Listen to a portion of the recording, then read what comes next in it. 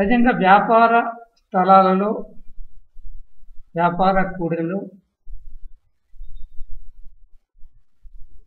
తప్పనిసరిగా వినియోగదారులని ఆకర్షించే విధంగా ఉండటం ముఖ్యం. సహజంగా వినియోగదారులు దేనికి ఆకర్షింపబడతారు అంటే, మనం చేసే వస్తు సేవలు ఏవైతే ఉన్నాయో ఆ సేవల ద్వారా ఎక్కువగా ఆకర్షింపబడతారు.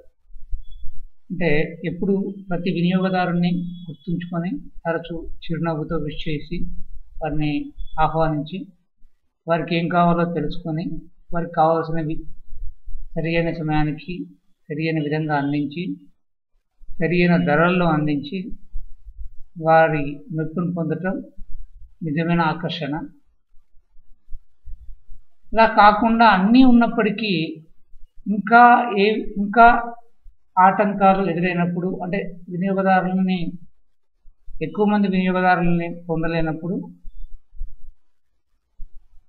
ఈ యొక్క ఆకర్షణ యంత్రాన్ని కనుక వ్యాపార స్థలంలో ఉంచినట్లయితే దీనిలో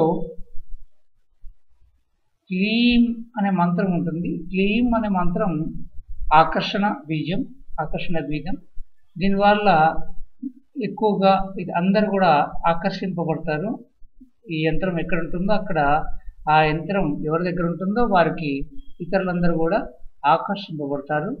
అంటే ప్రత్యేకంగా ఇది వ్యాపార సంస్థకైతే మరింత ప్రయోజనాన్ని చేకూరుస్తుంది. దీంతోపాటు దీనికి ప్రాణప్రతిష్ఠ పూజ చేసి జపం చేసి ఈ యంత్రాన్ని ప్రతిష్ఠించినట్లయితే ఇది తిరుగులేని శక్తిగా ఉండి అనేక విధాలుగా వ్యాపారస్తులకి మేలు చేకూరుస్తుంది.